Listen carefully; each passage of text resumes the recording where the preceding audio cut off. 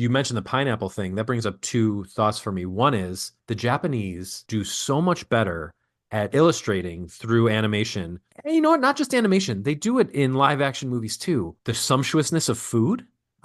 Jake, I think we talked a little bit about the taste of things in our 2023 year end podcast, but that was another movie. It's not Japanese, but that's another movie that does that very well. But Japanese movies do this all the time, and they do it a lot in anime. That was wonderful, but the slowness and deliberateness of certain shots really caught my attention. Like when Toshio is taking Taiko from the train station to the farm.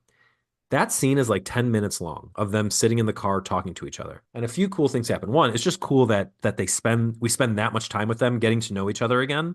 But the other thing that's cool, the car stops and then starts again. Like he actually puts the car in park or just breaks the car when they get to a red light, and then they talk and then they move on, and they take the time to animate him putting the car in a different gear. There's no reason for that to happen. We wouldn't think anything of it if the car was just in motion the entire time. Sometimes the car is in motion for more than 10 minutes. You're on a highway, but he didn't do that. And it let you feel like you were really in that car, and you heard the sound of the gears change, and you heard him like Toshio would pause to think about what he wanted to say next. We just like got to sit in it. And you said, Mike, earlier, I would watch this for 90 minutes in silence.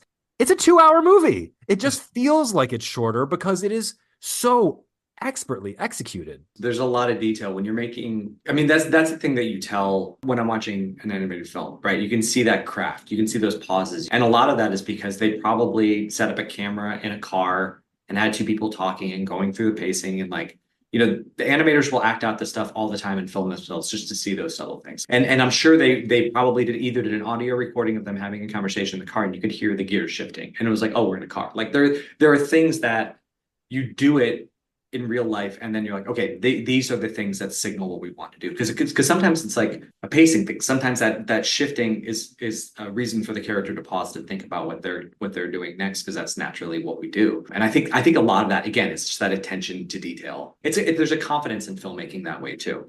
There's a confidence in like the audience will come with us on this. We've got it. Like we don't have to just like spew the words into their ears the whole time. We can pace this out.